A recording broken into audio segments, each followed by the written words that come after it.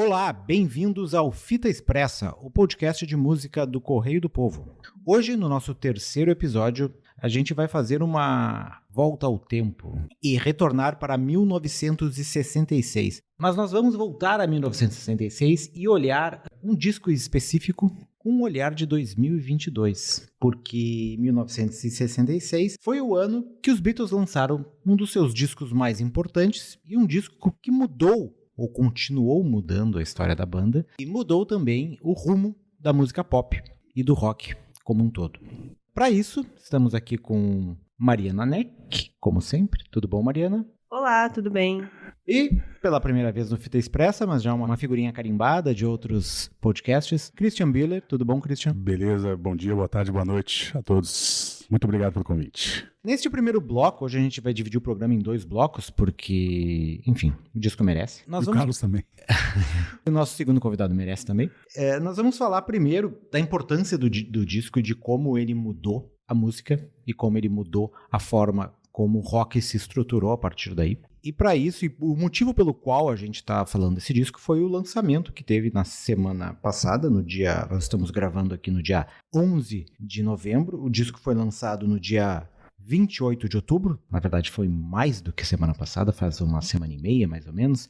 No dia 28 de outubro saiu uma nova versão do Revolver, produzida pelo Gilles Martin, que é o filho do George Martin, o quinto Beatle, com uma nova mixagem, com uns takes de estúdio, algumas versões caseiras, que não só dá uma nova roupagem para o disco, mas também amplia um pouco a forma como os Beatles produziram, e ali a gente consegue observar também como, assim como a gente fez no Get Back, visualmente, a gente consegue agora sonoramente ver como os Beatles artesanalmente construíram o Revolver. Isso já tinha sido feito também, esses lançamentos e essas novas remasterizações e mixagens tinham sido feitos em outros álbuns, né, no Let It Be, no Abbey Road, enfim, e agora chegou a vez do Revolver.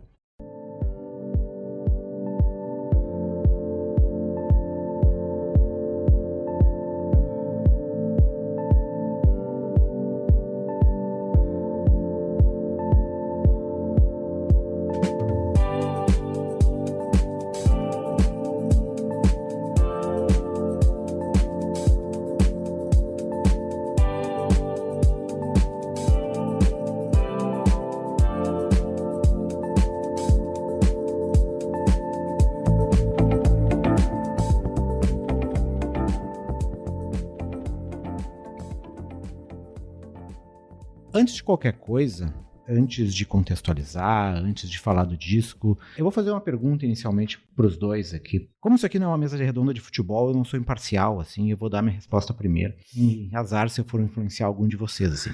A pergunta é, que lugar da discografia dos Beatles vocês colocam o Revolver, assim, em termos de importância? Para mim, é o disco mais importante da discografia. Em outras bandas eu acabo sempre mudando a minha opinião, às vezes eu acho, por exemplo, nos Stones, às vezes eu acho que o Stick Fingers é mais importante, às vezes eu acho que o Exile Mainstream é mais importante, no Bob Dylan também eu fico variando ali em Blonde on Blonde, Blood the Tracks, enfim. Mas nos Beatles é uma coisa meio consolidada pra mim. O Revolver começou uma transição já iniciada com o Rubber Soul, que meio que pirou a cabecinha do Brian Wilson, acabou lançando Pet Sounds depois, e foi o disco que fez os Beatles começarem a decolar em direção ao Sgt. Pepper's, que daí mudou completamente o contexto, mas era um disco ainda calcado naquela música ainda pop, que os Beatles começaram a fazer aquele rock and roll mais tradicional, assim, eles ainda não decolaram completamente como foi feito com a questão do Sgt. Pepper's. Mas chega de dar minha opinião, quero ouvir a opinião de vocês. Christian primeiro, como tu ranqueia o Revolver em relação aos demais discos dos Beatles? Beleza, eu sou um fã ardoroso do Abbey Road. Eu acho que aquela história de levar um disco para uma ilha, eu levaria o Abbey Road ainda. Acho mais importante, mais completo, mais maduro, mas o Revolver é o que menos envelheceu. Ele eu acho que é o que tá, se tu for procurar dos anos 90 pra cá, né, as bandas de Britpop, eles estão buscando até hoje aquela guitarra do Taxman, eles buscam aquela batida do Tomorrow Never Knows. Eu acho que ele eu diria que tá em terceiro, pra mim, que eu ainda tenho o álbum branco ali, meio também no meu coração e tal, mas eu acho que ele talvez seja um dos mais importantes, justamente, talvez mais importante é complicado, né? Mas eu posso dizer que é o que menos envelheceu. Então eu posso dizer que ele é o mais atemporal. Então, quanto a isso, ele tem essa relevância, assim, né? É o disco que tem mais guitarra, eu acho. É o que tem mais riffs de guitarra. Depois a gente pode especificar o que é riff, né? Pra quem é mais desavisado. O Ringo tá tocando pra caramba, eu acho. O baixo do Paul tá cada vez mais proeminente. E acho que é toda aquela ascendência indiana do George, eu acho que foi o que mudou mesmo o pop da segunda parte da década de 60 ali. Eu acho importantíssimo, assim. Então, o que eu posso dizer? Acho que foi isso que eu disse, né? Mari. Sim, eu também concordo com o Márcio, assim, que esse é o mais importante. Na minha lista, ele provavelmente talvez não seja meu favorito, porque eu acho que fica com o Rubber Soul e o Revolver atrás, assim, é uma briga de titãs entre qual é o meu favorito. Mas com certeza o Revolver, ele é mais importante, ele é mais impactante. Assim como o Christian falou, ele é muito atemporal, assim, tem coisas que soam muito modernas e tu vê que quase nenhuma banda faz o que eles fizeram há muito tempo atrás ali. Principalmente nessa mix ali que tu falou do baixo e da bateria do Ringo. Só em Techno parece um hip hop, se tu ouvir ali o instrumental. Isso foi feito há muitos anos antes do que, né, o que seria o hip hop, o rap e tal. Então tem coisas ali que tipo, o pessoal busca e por mais que tenha referências claras a Beatles, eles não conseguem reproduzir, assim, parece que é um som irreproduzível, por mais que seja referência para outras bandas e outros gêneros ali que surgiram, tipo Tomorrow Never Knows, é meio eletrônico, assim, sei lá, tem coisas que provavelmente seriam meio parecido com o shoegaze anos depois, e tipo, tá ali, a essência tá ali, ele consegue ser atemporal, e as bandas não conseguem reproduzir, e sim, é o mais importante, com certeza, até pela capa também, eu acho que é uma das capas mais icônicas, eu sei que o pessoal prefere Sgt. Pepper, talvez pela capa. O Sgt. Pepper, ele é mais insensado, assim, acho que é o mais marcante, eu acho, né? Mas musicalmente eu prefiro o Revolver também. Eu também. É que eu tenho uma opinião forte em relação ao Sgt. Pepper. Não sei se eu falo agora, eu vou ser cancelada. O Sgt. Pepper é mais datado. A gente tá falando que o Revolver é o mais moderno, o Sgt. Pepper ele é 67 mesmo. E assim. eu nem acho ele tão bom assim. Pronto, falei. Prefere o Their Majesty's Request dos Stones, assim, Mari? Medical Mystery Tour melhor que o Sgt. Peppers, inclusive. Eu sei que o pessoal às vezes não gosta dele, ele é, né, subestimado, esquecido, mas Sgt. Peppers é super estimado, eu acho, overrated. Tipo, eu sei da importância dele, enfim, né? Tem seus méritos, mas assim, dentre a discografia de milhões dos Beatles, eu acho que ele fica lá. Tem outras coisas, sabe? Enfim. Eu não gosto do Sgt. Pepper. E o Sgt. Peppers não existiria se não fosse o Revolver. Essa minha opinião não foi aqui pra vilipendiar o Sgt. Peppers. Não foi esse o meu objetivo. Não, eu amo o Sgt. Peppers também. O Sgt. Peppers tem alguns pontos importantes, mas vamos deixar pra discutir o Sgt. Peppers no momento que a gente fizer um programa sobre o Sgt. Peppers. Isso. Daí a Mari pode desfilar todo o seu hate ao Sgt. Peppers, assim, explicar por que ela odeia tanto o álbum.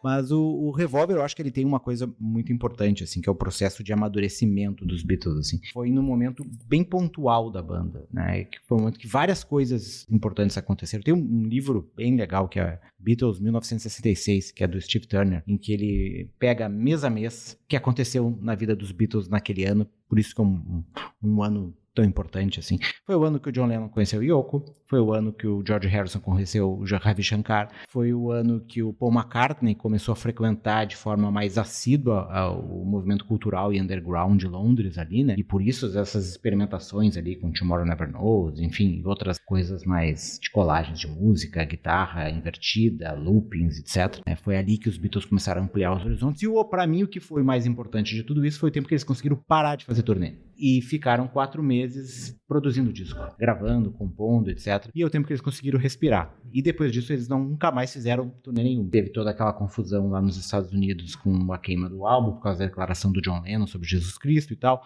Também em 66. Também em 66. Então foi um ano cataclísmico, assim. E foi um ano que direcionou a banda para um outro rumo, assim. É um disco que os Beatles falam de assuntos mais adultos, né? Entra numa vibe mais dylanesca, assim.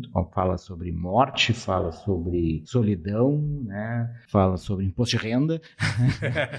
Algo bem adulto, né? Então, além de sonoramente ser um disco que eles crescem como banda, também liricamente a banda dá um salto. né? E começa a ser uma banda, deixa de ser um rock para adolescente para começar a ser, o rock começa a se transformar uma música, começa a crescer com o seu público e começa a se tornar uma música de adulto. E eu acho que esse disco, ele mostra isso, assim, esse novo relançamento, assim, mostra essa construção, assim. Das músicas do Revolver, assim, para vocês, assim, quais que vocês destacam? A gente tem Taxman, o Christian falou um pouco do riff ali, e eu acho que o disco abre com isso, com Taxman, né? Fala um pouco pra gente, não só de Taxman, pode falar sobre Taxman, que é a música do George Harrison. É até bastante incomum o George Harrison abrir um disco dos Beatles, né? E ele abre esse e com todo o merecimento, porque a música é fantástica. Fala um pouco sobre riff, então, que tu tinha prometido, e fala um pouco sobre Taxman. Isso, Taxman é interessante porque ele é como se fosse um novo ciclo, né? O primeiro disco dos Beatles, Please Please Me, começa com uma contagem, né? 1, 2, 3, 4, I Saw Her Standing There. E a contagem do Taxman já é uma contagem, assim, meio... Parece que a pessoa está baseada em fatos reais.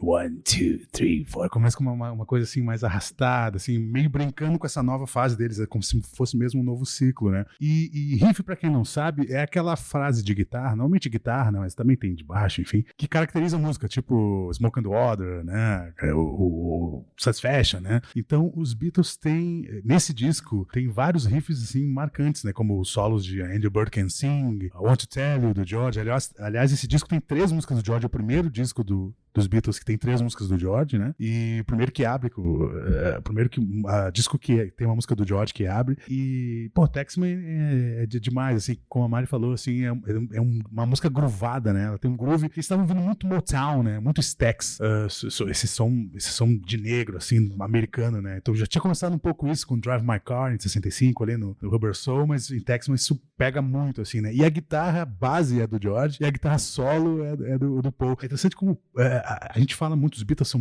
maravilhosos, né? Mas Paul é outro patamar. Porque quem tava ouvindo música indiana naquela época era o George, né? Mas aí ele falou, deixa eu fazer um solo aqui pra essa música aqui. E ele faz um solo de guitarra com um peso ideal para aquela música, né? E peso bem anos 60 ali, 66 ali. E com uma levada indiana naquele solo. É um solo indiano aquilo feito na guitarra. É impressionante, né? E é o pouco que faz.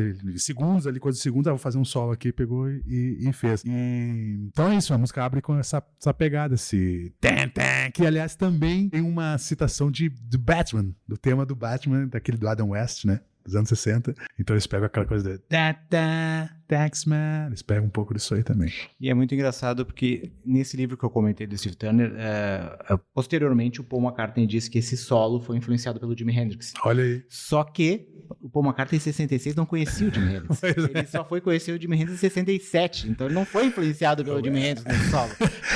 É uma coisa interessante, que quando a gente ouve as entrevistas do Paul, é bom assim, sempre ficar ligado, porque ele de vez em quando ele conta umas histórias que é o que ele acha que lembra, né? A memória engana a gente. Não né? esqueçamos que em 65 o Dylan apresentou, né, a maconha, né, os Beatles, e em 66 eles foram apresentados ao LSD, né? Então, tipo, muitas viagens, né? Muitas viagens nessa época. E depois a gente tem um aspecto da solidão, né, Mari? Não que tu seja sozinho, por isso que eu estou perguntando pra ti, não é essa a questão, mas é porque tem Eleanor Rigby, que entra também o elemento feminino na história.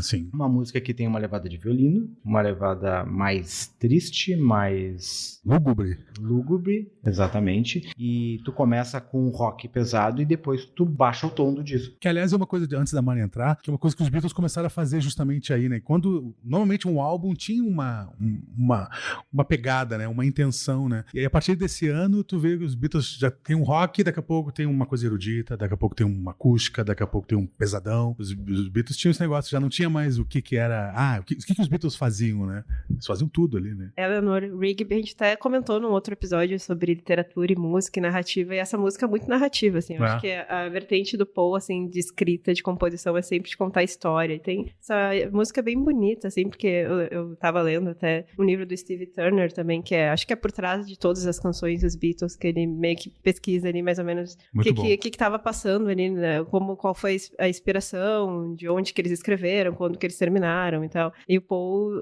teve vários nomes de músicas ali, nomes de mulheres pra essa música, e ele achou Eleanor Rigby num cemitério, assim, tipo, numa lápide de cemitério e tal. Teve várias alterações nas letras, porque ele achou que era muito pessoal. Father Mackenzie ia ser Father McCartney, né? Ele achou que seria expor demais o próprio pai e tal, enfim, é uma música muito bonita e, tipo, tem o Star Quality Paul McCartney, assim, né, tipo, tipo, é uma música, é uma composição Paul, assim, eu acho interessante até pensar, logo no começo, por mais que eles assinem como Lennon McCartney, é explícito quem faz o que ali. E essa música é muito Paul, assim, eu acho que não deve ter dedo de ninguém ali, é uma música do Paul e George Martin ajudando ali nas orquestras e tudo mais. Na entrevista, aquela clássica entrevista do Lennon pra Playboy em 80, ele disse que uma ou duas frases ele inclui ali, mas é uma música muito Paul mesmo. E é interessante tu ver o cara que compôs isso com 23, 24 anos, né? Com uma maturidade pra escrever aquilo. E com aqueles 2 minutos e pouco, poderiam virar um filme. Só com essa historinha, né? Podia fazer um filme daquilo, né? Sim, eu acho que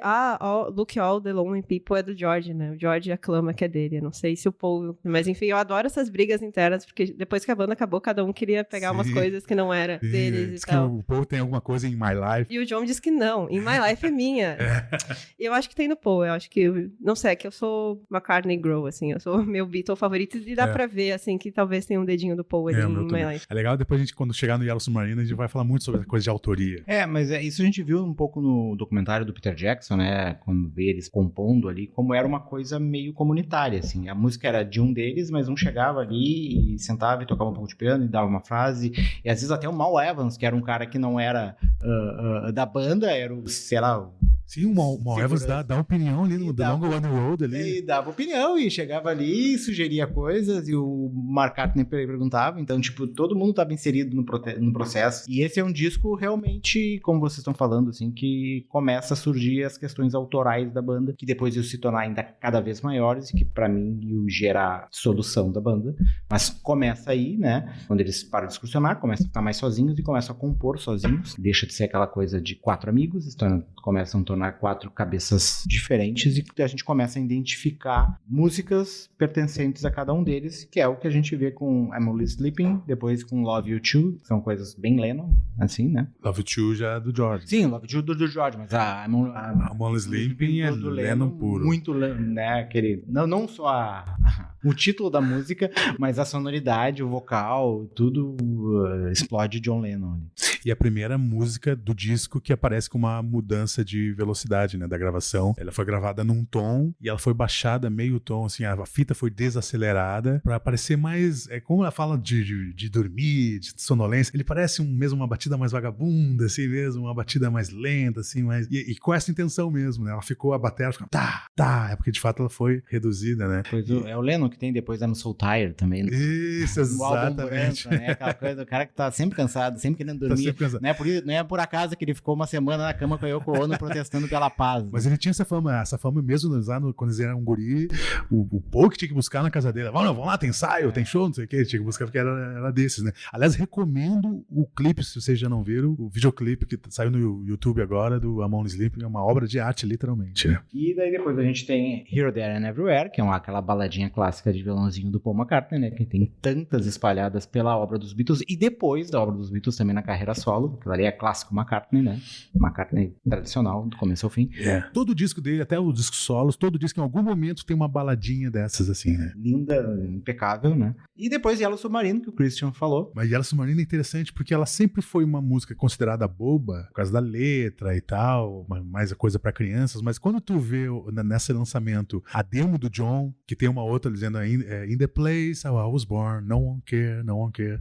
Ainda era In the place, não era In the town ainda, né? Ninguém se importava. É o Lennon confessional, é linda essa demo dele. Ele já estava sendo confessional desde Help, né? Falando um pouco do que estava acontecendo naquele coraçãozinho e tal. E essa música é uma balada que surge linda, surge assim, bonita e confessional. E depois, quando o Paul bota a mão, aí sim, eles transformam numa canção mais etérea, digamos assim. Aí entra o refrão, que é o refrão do Paul. Mas todo mundo achava que Yellow Submarine era do Paul como um todo. Mas não.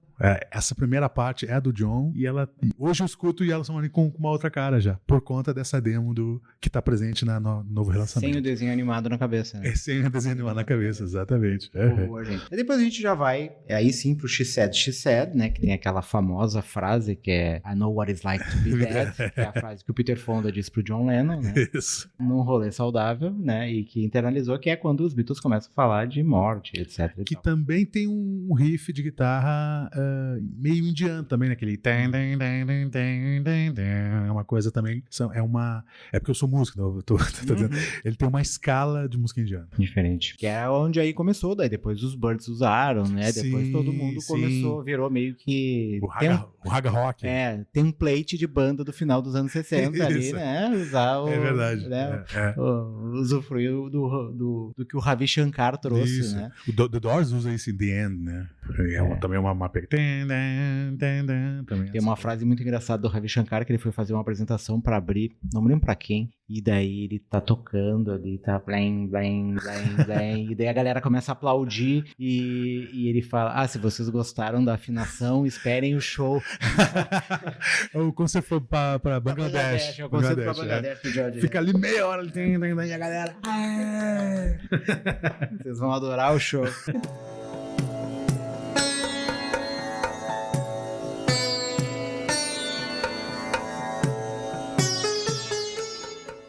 Depois a gente tem aqui aquelas musiquinhas mais alegres, né, do Paul McCartney, Good Day Sunshine, and Your Bird Can Sing.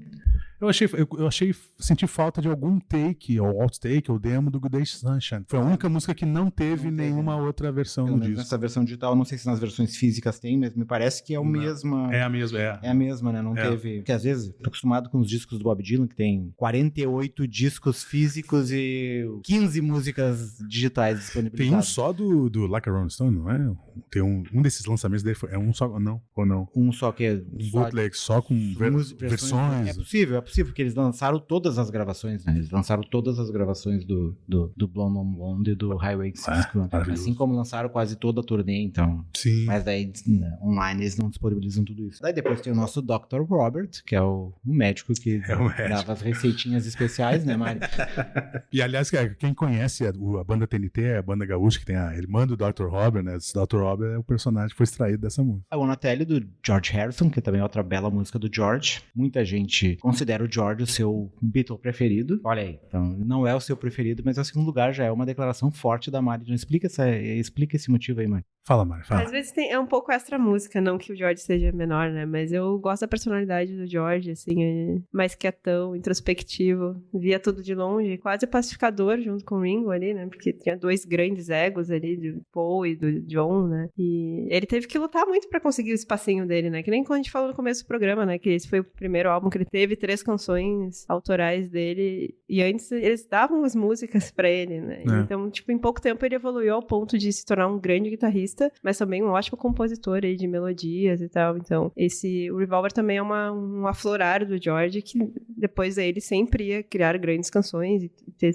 singles, né, como Something no Abbey Road, depois de anos. Enfim, daí, tipo, ele é meu segundo favorito. Aqui o Paul é o Paul, né? É difícil de bater o Paul no meu coração, mas o George tá ali, gosto muito dele. Essa coisa de tocar vários instrumentos, eu curti essa coisa por causa do Paul, né? Eu acho maravilhoso isso do cara tocar vários instrumentos e ele era muito proativo, assim, né? Então, isso foi demonstrado no Get Back, né? É o cara da melodia, o Paul, né? Ele, tipo, eu não sei, ele cria grandes melodias, não sei, ele tem algo ali que eu acho que os outros não têm, assim. É o único que poderia reproduzir todos os outros. Mas nem todo mundo poderia cantar como ele, ou tocar baixo como ele, né? Sim, e ser competente em tudo, assim, né? E de ser proativo. Ali no Get Back a gente vê, ele era o mais pilhado. Vamos, gente, o pessoal, tá bom, Paul, a gente tá indo, sabe? O Paul sempre foi muito passional com os Beatles. Eu acho que até acima de todos os outros, assim, né? Tipo, ele sempre... Eu acho que ele foi o que mais ficou devastado com o final também, né? Porque ele amava aquilo muito mais do que os outros amavam. E, enfim, daí eu acho que isso também me aquece o coração de saber, assim, que ele deu muito da alma dele ali nos Beatles, e, enfim, é isso. E quais são os teus, Márcio? Meus Beatles favoritos?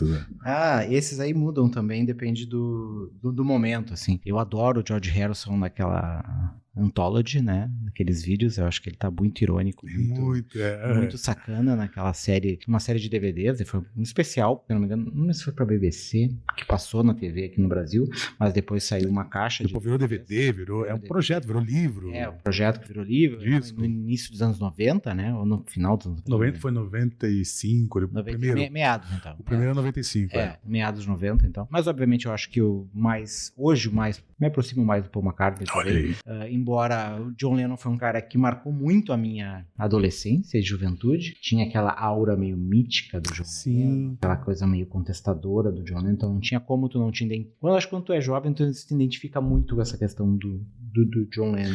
Mas a coisa, quando o cara morre cedo também, aquela coisa mítica aumenta, né? Isso, mas quando a partir do momento que a morte dele vai ficando cada vez mais distante, eu acho que isso também, esse peso da figura do John Lennon vai se perdendo um pouco e tu vai contextualizando ele dentro do resto. Acho que o John Lennon é muito importante até para a evolução do Paul McCartney. Sim. Eu acho que eles se retroalimentavam ali, e quando eles se afastam, a banda sente isso. Enfim, então eu não sou que nem a Mari que bota o John Lennon em terceiro lugar. Acho que os dois são taco a taco, e se eu tiver, acho que musicalmente, eu acho que o Paul McCartney os Beatles eram uma banda dele, né? Aí com o tempo o Paul acabou tomando uma liderança musical, assim, né? Uma famosa liderança dentro de campo ali, né? Que aí ficou incontestável, né? Se a gente for ver aqueles livros que acompanham esses boxes, né? Eu consegui de uma forma, digamos assim, alternativa, o livro do Revolver, ele não toca em quase nenhuma música, é mais canta, faz harmonia vocal, algum pandeiro, assim. Isso acontece também no Sgt. Pepper's, isso acontece também no Abbey Road, ou seja, ele canta quando ele tá afim ali, quando ele quer participar, assim, não era sempre, né? O Paul já tá tocando em todas as músicas do George, ele que faz a harmonia vocal pro George, então, tipo... É um cara mais mão na massa. Mais envolvido. Mais envolvido. É o cara que levava a banda adiante. Toda banda tem um cara assim, né? Aquele cara que leva a banda adiante. É o Mick Jagger nos Stones, era o Johnny Ramone nos Ramones, era o Tony Iommi no Black Sabbath, enfim, toda banda tem um cara que é o cara... Que é o cara que Jimmy leva. Page no Led Zeppelin, é o cara que, né, meio marcial, assim, precisa botar os outros a trabalhar, assim. Que música meio, né, é fácil tu te perder nesse meio, assim. Seria o Pete no The Who? Seria o Pete no The Who? Ah, sim, exatamente, o Pete Tosh no The Who. Né? Tira o Pete Tosh do The Who, não existe The Who. Ao contrário das outras bandas. Polêmica.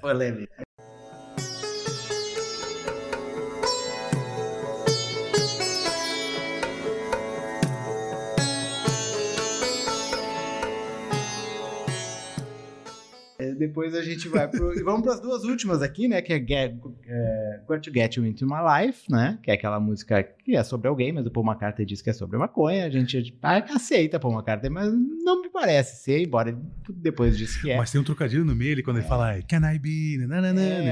Mete cannabis no meio. Can I Be? Pode ser. Mas é uma música que eu acho fantástica também. Eu acho que... E ela foi muito bem, ela foi muito bem representada nessa nova mix aí, com as demos também, outros takes, né? Tem uma que até a gente comentou essa semana, um take só, em vez dos metais, era a guitarra fuzz, né? Fazendo... Fuzz é aquela guitarra mais aguda, né? Então é aquilo... podia ter sido assim, né? A música, podia. Mas eu gosto como ela é, assim. Eu acho que essa evolução, essa produção dela, como ela ficou, assim... Tipo, eu acho que não mexeria em nada. De novo, a inspiração na Motown. Aquelas músicas de Marvin Gaye. Sim, exatamente. Aquelas coisas assim, daquela pegada, né? Muito, muito mesmo. E Tomorrow Never Knows, pra mim, é minha música preferida do disco e uma das preferidas da vida, assim. Que pra mim foi a música que mudou a história do rock total. Foi a primeira música gravada para esse disco, da primeira sessão, né? Se chamava Mark I. Depois virou outro. E do primeiro take até a versão final, acho que eles levaram uns 3 dias pra gravar. Então essa é a velocidade de como a música evoluiu e do que eles tinham presente, assim. A Mari falou da música eletrônica, pra mim é o pai da música eletrônica, porque a música tem meio em looping, né? Primeiro que a música é toda em dó e ela tem um loop que é a mesma bateria, não tem viradas de bateria, aquele mesmo tum, tá, tum, tum, tum, tum, tá, tum, tum, tum, todo como se fosse um mantra mesmo, né? Coisa meio drum and bass, assim, né? Exatamente. E ela é meio claustrofóbica. Eu lembro que quando eu ouvi essa música quando eu era criança, eu tinha medo dessa música, porque aqueles sons de pássaro no começo, eu ficava, essa música é meio estranha. E o vocal distorcido do John, que é algo que se tornou muito comum na música pop depois, assim, que eu acho que ele foi os primeiros experimentos, assim, não era aquele vocal ou preguiçoso do John, que era clássico, ou aquela coisa rasgada, que também era clássica do John, era algo completamente que ele tava fazendo diferente com a voz, no sentido de métrica das palavras ali que ele tava cantando, mas também nos efeitos da voz, que também ia se tornar muito comum depois da música pop. Quem gosta do Dino em Casablanca acha que o Strokes inventou isso aí. Não. Veio muito antes, gente. A voz foi gravada por uma caixa de Leslie, que dá um efeito todo, que ele queria um efeito de Dalai Lama, né? Na voz, eu quero uma coisa como se fosse um Dalai Lama em cima da montanha e tal. E ela foi gravada, o microfone conectado numa caixa Leslie, que dá que é utilizada em órgãos, assim. Então por isso que ela tá toda distorcida. É uma letra baseada no livro tibetano dos mortos, é isso, né? Isso, exatamente. Altas inspirações. É o George Harrison e os Beatles entrando na viagem indiana que os levaria, né, literalmente para a Índia anos depois. E aquele som que tu tinha medo, né, dos passos, são loopings, né? São pedaços de fita, que naquela época tinha. Era muito artesanal. Muito artesanal. Então ele recortou fitas aleatoriamente, botou numa sacola, virou, e depois na hora de colar, pegou toda uma galera, tinha umas 14 pessoas nos estúdios, eles colando as fitas de forma aleatória, durante os corredores do Abbey Road, lá do estúdio da EMI, né? E aí depois botou isso na fita ali, distorcendo, aumentando a velocidade. Então, aquilo, na verdade, o que parecia ser... É uma guitarra, aquilo, misturado com risadas, e aí aquilo deu aquele som de... O que é aquilo? Um pelicano? O que é aquilo? É uma gaivota. Gaivotas, é. Algum animal marinho que sobrevoa, sei lá, então, Porto de Liverpool. Não tinha como reproduzir isso num palco, né? Então isso é muito legal também, né? O fato de fazer uma coisa... Nada desse disco poderia ser reproduzido em 1966. Muito pouco, né? Eles tentaram fazer isso com o Paperback Writer naquela turnê no Japão ali e tal. E dá pra ver que não é difícil, porque o Paperback Writer, que é um single que não entrou no disco, mas é um single que tá, assim né? como o Rain, né? Que é com o Rain, também toda loucona, né? Então, no Paperback Writer são 9 pessoas ali fazendo aquele refrão, né? Então, como é que tu ia reproduzir isso? Só os 3 ali cantando, né? Da frente ali, né? Ia ser complicado, né? E também no Tomorrow Never Knows tem o solo de trás pra frente também, né? Foi gravado com a fita invertida e aí depois inverte a fita e fica aquele som meio maluco ali. Meio disco da Xuxa quando inverte também. As mensagens do diabo. Tinha isso, né? Dá pra fazer um programa sobre isso aí. Dá. Uma sugestão. Então tá, chegamos ao fim dessa primeira parte, encerrando todo o Revolver, e depois falaremos com o Carlos Correia as diferenças das mixagens, os extra takes. Deve ter notado, né, as diferenças, eu imagino. Muitos. Ouvido apurado de Carlos Correia. Obrigado, Christian. Obrigado, muito obrigado. Né, espero que não seja um estranho e volte pra gente falar de outros discos clássicos e bandas memoráveis. Show de bola. Obrigado.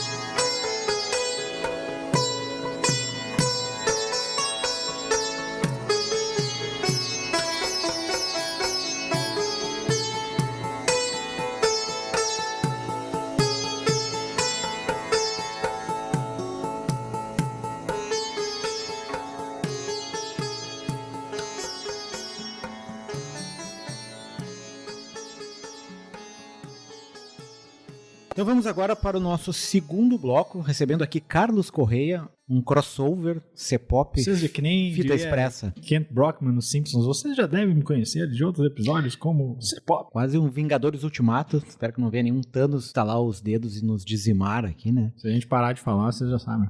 Então, Carlos Correia, sobre o Revolver, né, Carlos? A gente estava conversando antes, né? Teve essa nova mixagem do Giles Martin, né? O filho do George Martin. A gente tratou faixa a faixa do disco no primeiro bloco com o Christian Bueller aqui. E agora eu queria conversar contigo e com a Mari um pouco sobre essa questão das diferenças entre a versão masterizada a versão de 2009, eu acho que foi a última... No Spotify tá 2009 Mix, né? Foi a última vez que eles tinham mexido nesse álbum, e agora essa versão de 2022. O que vocês notaram de diferente? Se é que notaram alguma diferença? Tem diferenças, mas notaram? É perceptível? E o que é perceptível? Carlos, começa aí. Deve ter diferença, mas eu vou abreviar minha participação nesse programa dizendo que eu não percebi nenhuma delas. Um abraço. Não, vamos mais além. Cara, eu acho que deve ter, mas ela deve ser para um ouvido mais apurado, assim. Alguém que escuta muito as músicas e provavelmente outro escuta num puta aparelho de som e com um baita fone de ouvido, assim. Eu não consegui, eu ainda fiz diferente, assim, pra ter essa noção.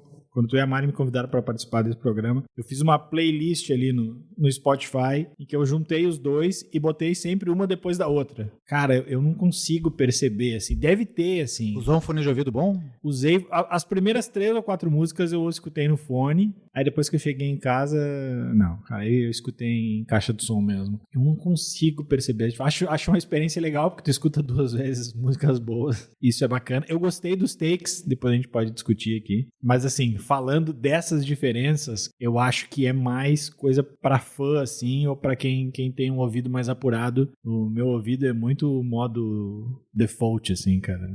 O meu ouvido não percebeu nada de diferente. Mari, o que teve de diferente, Mari? Nos elucida aí. Ai, nossa, tudo. Tá muito diferente as músicas, Carlos. É bizarro, assim. Eu acho que o som, ele ficou mais comprimido, assim, sabe? Eu acho que tudo é mais alto. E baixo tá gritando em algumas músicas, né? Tipo, I Only Sleeping, é só o baixo do Paul ali, quase. Os vocais são muito mais predominantes, assim, principalmente as harmonizações, né? Clássico dos Beatles, harmonizar ali em várias músicas, tipo Here, There and Everywhere. O vocal do Paul tá, tipo, cristalino. É a coisa mais linda que eu já ouvi na minha vida, eu acho. Seria lindo se eu ouvisse só um take só do Paul cantando. Eu acho que é uma experiência bem diferente, assim, lógico que não é como se estivesse ouvindo outro álbum. É o nosso old conhecido Revolver. Mas ele tem mais nuances, assim, tem algumas guitarras que estão muito mais altas e mais agressivas, assim, mais rock em algumas músicas. A bateria do Ringo tá mais quase um metrônomo em algumas músicas. Eu até tava falando no primeiro bloco com o Christian que Taxman parece um hip hop. A bateria ali com o baixo do Paul, assim, é tipo... Parece uma levada de hip hop old, assim, anos 90. Então, pra mim, tá super diferente, assim.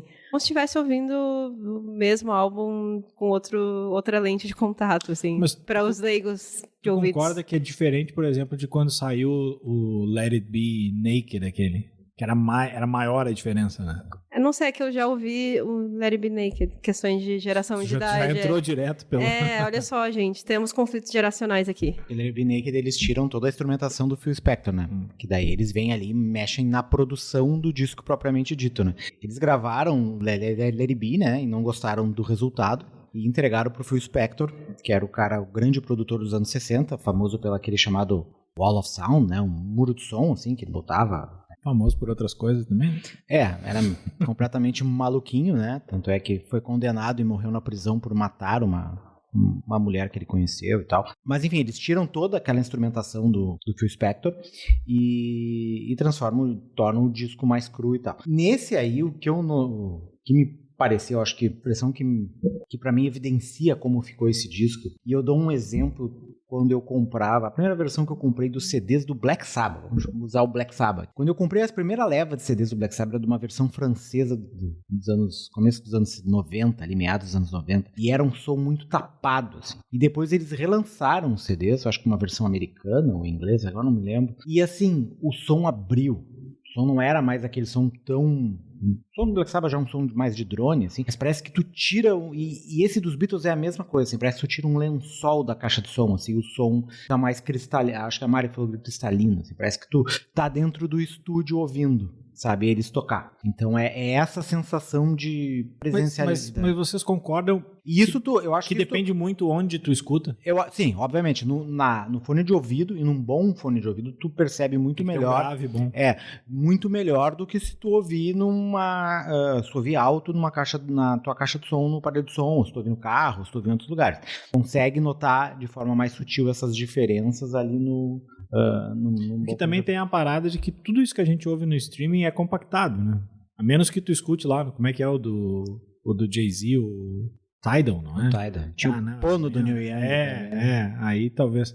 Porque o ideal seria, nesse caso, então, o ideal do ideal, tu ter um puta aparelho de som, ou escutar um puta fone de ouvido, em LP. Esse LP, não sei nem se saiu, acho que não saiu. Se saiu, teve versão física. Custa um rim, certo? Aproximadamente, talvez 2 rins. Saiu em CD também. Mas mesmo no streaming tu consegue notar, assim, tu consegue perceber, assim, se tu notar as músicas. Claro, não é, como o Carlos falou, não é como o Let It Be Naked, não é uma nova música, mas tu nota alguns detalhes, assim, que a Mari elucidou ali.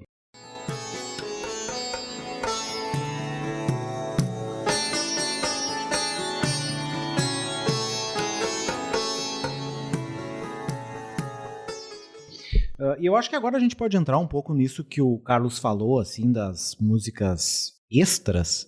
Uma coisa que eu notei, que é diferente dos outros discos que os Beatles lançaram, as outras versões super deluxe dos discos que foi o Let It Be, o Abbey Road e tal, eles lançavam aqueles discos e eles até davam versões de músicas que já estavam no disco, mas eles lançavam elas aleatórias no disco. Não tinha 3, 4 versões seguidas da mesma música naqueles álbuns, que é uma coisa que em outros artistas tu nota. O Bob Dylan faz isso, acho que o Beach Boys faz isso, mas nos Beatles não fazia. Isso mudou com o Revolver. E a minha impressão é que mudou porque a gente teve um elemento novo aí do lançamento desses discos, o lançamento dessa versão do Revolver, que foi o filme do Peter Jackson, o Get Back, em que mostrou todo esse processo artesanal de produção de um disco, em que as pessoas não só viram os Beatles criando ao vivo as músicas mudando, como gostaram e comentaram e se emocionaram com todas aquelas produções. Então, eles reproduziram isso no Revolver, não visualmente, mas em áudio, e mostrando a evolução das músicas. Então, tem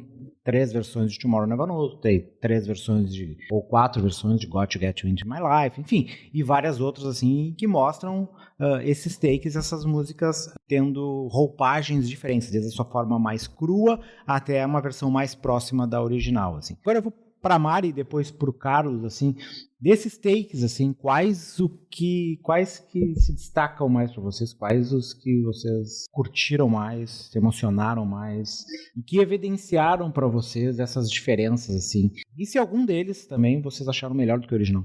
Olha, eu vou começar falando que eu não sou muito adepta a takes, assim, tive que fazer um esforço pra ouvir. Como assim, Mário? O Bob Dylan tem toda uma carreira, são mais de 16 discos só de bootlegs. São takes, é quase uma discografia. É uma discografia melhor do que muito artista tem de álbuns originais, Mário. Takes são ótimos. Rinha de opiniões aqui. Não sei, acho que é porque não faz muito parte do meu universo das coisas que eu costumo ouvir mais, assim, sabe? Não sou tão, tipo, gosto do Bob Dylan, escuto e tal, mas tem vários fãs aqui, né? Tipo, Márcio e Henrique, donos do fandom Bob Dylan na redação. Então, pra mim, foi uma experiência diferente, assim. Como o Márcio tinha comentado, depois do Get Back, por ter essa coisa do visual, pra mim ficou muito mais agradável ver, tipo, né, ouvir e ver os takes na forma de documentário visual. Só ouvir, pra mim, foi, tipo assim, meio difícil, assim. Mas, enfim, me coloquei nessa situação e foi uma experiência. Sobre diferenças, eu não ouvi todos os takes, tá? Mas uma que eu achei interessante foi Love You Too, que ela começou com um violão, né? Era o George com um violão. E depois veio a sitar, né? Aquele instrumento indiano e tal. Então, é interessante ver. Tudo bem que boa parte das músicas provavelmente devem começar ou no violão ou no piano, mas é interessante ver ela formatada de um jeito não indiano, assim, mais ocidental, no caso, né? Como músicas ocidentais são, né? Então, pra mim foi interessante. Tem uma versão de Got to Get You Into My Life. Got to Get You Into My Life. Acho que a segunda versão eu achei muito boa. Achei, não melhor que a original. Acho que, pra mim, das que eu vi, nenhuma bate a que tá no álbum, né? Mas eu achei interessante, assim, tipo, as nuances e tal. Acho que é isso que eu tenho pra contribuir com os takes, assim. Vou deixar os fãs de takes falarem, tá? Estou promovendo aí a liberdade de expressão. Fãs de take é muito bom. Eu concordo com a Mari que nenhum supera, mas pra mim essas versões são bem isso que vocês falaram, assim. É tu ver ela chegando onde ela vai chegar, assim. Esse exemplo que a Mari deu do Love You Too é bem isso, assim. Primeiro é a versão mais crua, assim. Parece que ela tá sendo apresentada ali pros outros caras da banda. E tipo, tá, esse é o esqueleto aqui. A partir daqui a gente vai botar as coisas. Também não sei o que tem de melhor, assim. E hoje em dia também, quem acompanha... Acho que a gente tá fazendo propaganda aqui do Spotify. Mas quem acompanha no Spotify aquele radar de novidades ali, que pelo menos, eu não sei se é o radar de novidades ou novidades, é o que é direcionado pra ti, assim. Enfim, um desses dois aí. Eles têm uma parada que, assim, toda semana entra alguma coisa que é uma versão diferente de uma música famosa que lançaram. O single mix de não sei quem, sabe? Então... não chega a ser uma novidade. Tem uma versão ali de Tomorrow Never Knows que é isso, assim, parece uma coisa chili version, assim, sabe? Um som meio ambiental, que eu achei legal, mas achei legal como curiosidade. Tem uma versão, que eu não vou lembrar aqui, se é do Got to Get You Into My Life, enfim, que eles erram e começam a rir na gravação. Acho que não sei se o Paul ou o John erram, e aí eles tentam retomar, e aí começam a rir de novo, mas eles não param a gravação, sabe? E eu achei interessante, assim, essa coisa. Mas tem total essa vibe do Get Back. E pra mim também é curioso o seguinte, cara. Takes dos Beatles tem há trocentos anos, eu não sei quando é que foi. Acho que a primeira leva graúda que vem foi aquele CD duplo da BBC, né? Eu acho ali pelos anos 90. Foi. Só que depois disso tem vários. A impressão que eu tenho é que a vida dos Beatles e de quem trabalhava com os Beatles era gravar muitas músicas e depois assim, vamos esconder essas músicas. Porque todo ano aparece uma versão nova de Beatles e todo ano aparece alguma coisa nova e nova e nova. E assim, o último disco dos Beatles, 69, 70, sabe? Então mais de 50 anos e continua tendo coisa nova e tudo mais. Para além de versão, não é só uma... As remixagens são uma coisa. Eles trabalham em cima do material base. Mas coisas que nunca viram a luz do dia seguem aparecendo. Para mim é fantástico, assim. Primeiro que haja hora de estúdio pra pagar, né? Bom, literalmente... Não que o dinheiro ali fosse problema. Eles eram meio que... Eles não eram donos da EMI, né? Mas eles eram quase donos, né? Depois eles viraram donos do Abbey Road, então, tipo, era deles, né? Era como se uma banda tivesse que locar o estúdio, não era, sei lá... Mas no Get Back mesmo tem uma corrida contra o tempo ali. Claro que era a função do show, do lançamento. E porque eles tinham... Naquele galpão ali, o Ringo ia gravar um filme, lembra? Então eles tinham um timeline ali pra cumprir, pra liberar o Ringo pra um filme. Enfim, e tinha a questão de eles terminar pra fazer alguma coisa com aquele projeto também. Sobre a questão das músicas, sempre tem alguma coisa. Como eles não lançam tudo, sempre vai ter alguma versão guardada ali que tu pode eventualmente reaproveitar, né? Não é que nem a gente comentou no primeiro bloco, e de novo falando, a gente pode fazer uma questão daqueles joguinhos de shot do Bob Dylan, como eu comentei no programa passado, a gente fazia do Taylor Swift, né? Que o Bob Dylan lança tudo, quando ele o pessoal responsável pela carreira dele, quando lança os bootleg CDs, especialmente agora, ultimamente, quando lança de algum disco, lança praticamente tudo que lançou sobre aquele disco, e daí não sobra nada, eles rapam o tacho do arquivo. Neil Young, não é meio assim também? O Neil Young lança nessas versões. É que o Neil Young lança mais disco mesmo, né? Ele lança mais. Ele começou a lançar esse projeto dos Neil Young Archives, volume 1 e volume 2 e tal. Mas ali não tem tudo, né? Tem uma curadoria do material que ele lança. Mas aí são gravações de estúdio, né? São de estúdio, acho que tem alguma coisa ao vivo também. Porque eu lembro assim... O Bob Dylan que foca mais no conteúdo de estúdio, tem pouca coisa ao vivo lançada. Tem bastante coisa ao vivo, mas não... Tinha uma época quantidade. Que tinha vários, não todos, mas assim... Vou puxar a sardinha pro meu lado, porque eu sou muito fã de Pearl Jam. Pearl Jam é uma banda que ela lançava até pouco tempo atrás, pelo menos. Acho que ainda continua lançando, eu não... Parei de pagar o fã-clube e não vi mais. Todos os shows. Todos. Então, se tu quer ter em áudio shows, 3 shows de Porto Alegre, tem. Se tu quiser ver, eles tocaram tal música que eles não tocam geralmente, eles tocaram na segunda noite de um show do México em 2014. Tem. Isso rolava, era numa época que rolava muita coisa pirata. E, bom, quem viu o documentário deles sabe toda a visão deles em relação a fã, de brigar pelos fãs e tal. Eles disponibilizaram tudo. Tá aqui, não precisa piratear, tá aqui. Só paga, né? Antes não precisava nem pagar. Porque assim, claro, paga, mas eles sabem que eles disponibilizando ali, a galera vai piratear, sabe? O Grateful Dead fazia isso nos anos 70 também, né? Tem todo aquele Dick's Picks, que tem quase todos os discos todos os shows da carreira do Grateful Dead disponibilizados, assim. E tem podcast sobre todos esses shows também, né? Então é uma... Fala no microfone, Maria. Que chatice, imagina ficar ouvindo flautas eternamente por 5 horas, gente. Menos. Grateful Dead não tem flauta, tem muito pouca flauta. Tá pensando no Jethro Tull, Maria. Aí realmente o Jethro Tull é mais duro de aguentar, assim. Desculpa, gafe, gente.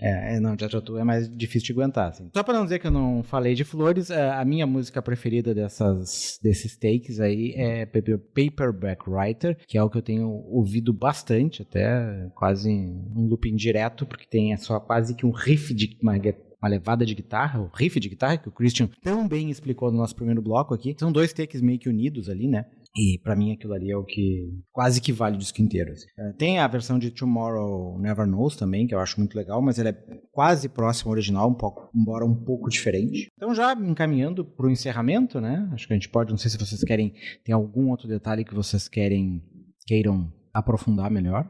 Eu quero esclarecer uma dúvida, um boato, na verdade, que me falaram que o Márcio anda escutando Taylor Swift. É verdade ou não é? Sim, escutei o último disco. É o poder da minha persuasão. A influência da Mari, escutei o último disco da Taylor Swift, né, pra gente gravar o nosso episódio de estreia. Sem bobagem. Eu acho interessante só, não sei se se vocês falaram isso com o Christian ou não, imagino que sim.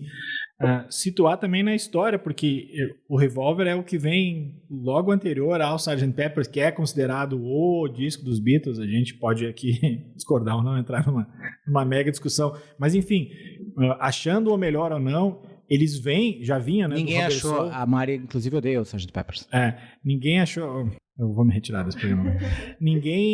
A gente pode achar um melhor que o outro e tal, mas acho que essas alturas do campeonato, ninguém mais nega que é uma sequência absurda, né? Porque eles vêm do Rubber Soul, fazem o Revolver, tem o Sgt. Peppers, eu acho que o Magical Mystery Tour também, logo depois, e aí depois é com o álbum branco, né? Isso. Cara, quem é que faz tantos álbuns? Eu vou deixar até o álbum branco um pouco de lado, assim, porque o álbum branco tem muitas músicas boas, mas acho que ali já tem umas coisinhas mais difíceis ali.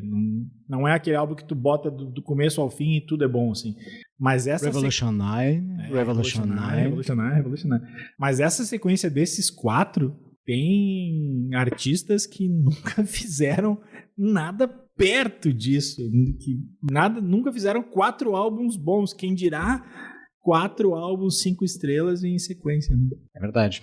Era um período muito, muito rico de produção, assim. A minha impressão é porque, como eu comentei no primeiro bloco ali, que o rock amadureceu ali. Não só para os Beatles, eu acho que os Beatles foram o principal expoente ali, era uma banda impulsionada por uma disputa interna de criatividade, mas também externa, porque tu tinha o Brian Wilson, tu tinha uma dúvida Pete até, Townshend. O Revolver ainda é pré-Pet Sounds?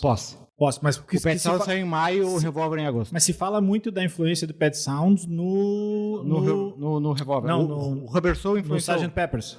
Não? Sim, o Pet Sounds influenciou o Sgt. Peppers, o Rubber Soul influenciou o Pet Sounds e o Pet Sounds influenciou o Sgt. Então, o que eu digo assim, o Revolver ainda não pega a influência do Pet Sounds. Ele pega, porque assim, o Pet Sounds saiu em maio, os Beatles já estavam no estúdio, eles começaram a gravar esse disco em abril.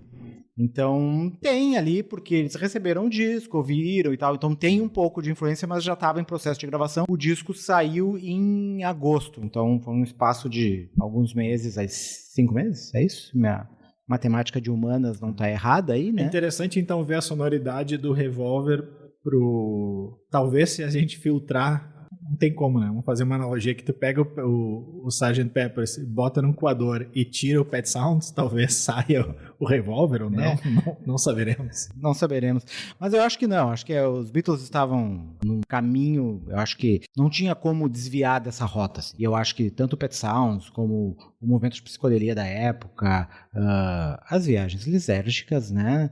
Tudo isso meio que... E o período que eles ficaram dentro do estúdio para gravar, né? O período de experimentação, a liberdade criativa que eles tinham, a questão de equipamentos que os Beatles tinham e que nenhuma outra banda tinha na época, tudo isso propiciou, sem falar no lado criativo da banda, né? Eu vou de cabeça aqui, eu não lembro exatamente. Esses elementos indianos que aqui já aparecem um pouco, no Rubber Soul ainda não tinha, né? Ou tinha? Tinha, Norwegian Wood tinha alguma coisa... Em Woods já tem um riff de guitar, né? Tinha alguma coisa já, embora o George Harrison se encontra fisicamente com o Ravi Shankar no ano do Revolver, que é 66, né? Mas já tinha alguma coisa de influência, ele estava começando a aprender a tocar guitarra em 65, que foi o ano do Rubber Soul ali. E a viagem foi em 68, não? Isso, foi deu tudo errado lá. Foi depois do Magical Mystery, que é lá onde eles compõem boa parte do álbum branco. Eu não sei o quanto deu tudo errado, deu algumas coisas erradas ali, outras nem tanto, né? Cara de polícia lá, né? Deu errado. Teve. Mas, né, criativamente não foi. Foi um errado que deu certo. E daí depois eles voltaram e daí a coisa a partir dali desandou, assim.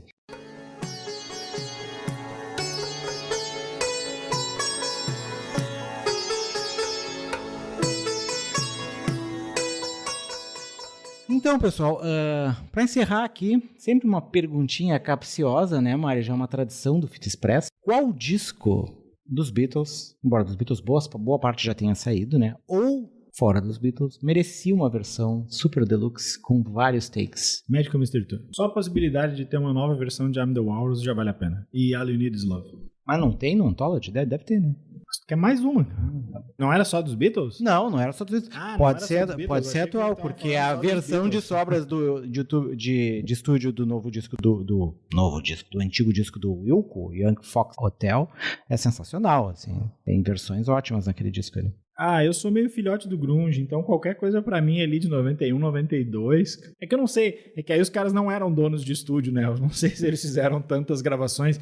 E boa parte aí, se a gente pegar, sei lá, Nirvana, já tem uma sonoridade suja e crua, né? E já tem bastante coisa lançada do Nirvana também. Eu não consigo ver muito, que nem vocês usaram a analogia de tirar o lençol de cima da caixa de som. Ali já não tinha lençol e se bobear, a caixa de som já tava meio escancarada, assim. Os caras já tava com lençol, eles botavam lençol. Eles quebravam a guitarradas das caixas de som.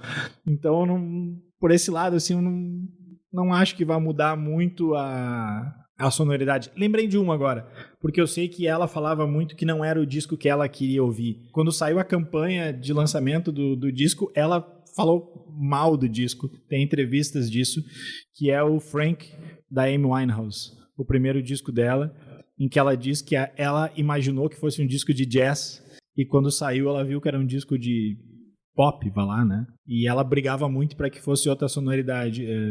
Esse sim, talvez eu tivesse bastante curiosidade em ouvir qual era o plano original, assim. Porque o segundo, o Back in Black, já tem mais versões e tal, mas o Frank, que era para ser... E o Back in Black já é outra sonoridade, assim. O Frank, que ela imaginava uma coisa mais jazz, assim, me deixa bastante curioso. Ainda seguindo aí o começo da fala do Carlos sobre anos 90, eu lembrei de um álbum muito controverso sobre suas gravações, que é o Loveless, do My Bloody Valentine. Não no sentido de tirar o lençol, porque lá é uma bagunça sonora, uma onda de som, várias guitarras, mas eu adoraria ouvir takes, olha só, dessas gravações, porque aparentemente foi uma loucura para gravar aquelas guitarras soando igual elefantes no meio do safari. E muitos efeitos de guitarra, então eu adoraria ouvir os takes, assim, ver como é que eles chegaram naquela sonoridade criando, né, criando uma sonoridade que ali seria o shoegaze e tal, e já estava aí nas suas vertentes de existir, mas do jeito que o My Bloody Valentine fez, ninguém fez, e ninguém consegue reproduzir isso, inclusive, no primeiro bloco a gente estava falando do Revolver, que as pessoas se influenciam, tentam emular, mas não conseguem. E eu acho que o Loveless tem muito disso, assim, essa sonoridade clássica do My Bloody Valentine. Ninguém consegue, assim, ninguém sabe o que eles fizeram. Então eu adoraria que tivesse um mix, assim, novo e com takes deste álbum. É isso. Eu fiquei pensando, eu fiz a pergunta, mas eu não pensei antes, então eu tava pensando, bem feito pra mim. Mas eu acho que eu queria ouvir coisas e takes e entender um pouco a construção das músicas do Radiohead, sabe? Aí tu veio, Márcio. Especialmente a partir do Kid A. Acho que ali eu queria entender como tudo aquilo ali é montado. Mais um disco de ruídos? Eu queria entender como aquilo tudo é construído. De ruídos? Como tudo aquilo ali é... Não precisa ser necessariamente o Kid A, a partir dali, assim. Não que o OK Computer e os anteriores a gente não tenha curiosidade também, mas a partir do Kid A eu acho que a banda deu uma... Sim, o Kid A é o Revolver deles. Então... OK Computer, né? Não sei. Então acho que o Radiohead seria uma banda que eu gostaria de ouvir takes e ver como tudo aquilo ali é montado e concatenado, porque é extremamente complexo e difícil. Um outro, já que vocês falam de Radiohead, tem um filme, é um média-metragem, né? Porque ele tem 54 minutos, estava vendo aqui. Há um tempo atrás ele estava no MUBI, eu acho que ele não está mais e não acho que seja um filme fácil de achar, mas fica a dica aqui igual. E ele é dirigido pelo Paul Thomas Anderson, né? O cara do Magnolia e vários outros filmes fodões aí, o Sangue Negro e o Caramba 4. Que é o guitarrista do Radiohead, o Johnny Greenwood. Ele vai numa viagem ao norte da Índia e eles ficam num castelo Eles se instalam num castelo de um marajá e começam era para gravar um disco, um filme, enfim, e é ele com a parceria com outro músico, que eu não vou lembrar o nome do outro cara, e é o Radiohead brincando com elementos indianos, assim. Se o filme é ruim de achar, a trilha dele tem no Spotify, é bem fácil, é Junun, Junun. É uma viagem, cara. O filme é bem legal, assim, cara. Tu vê o processo de composição e tal. É bem bacana. Mas, como eu disse, o filme é xaropinho de achar. Mas a trilha, não.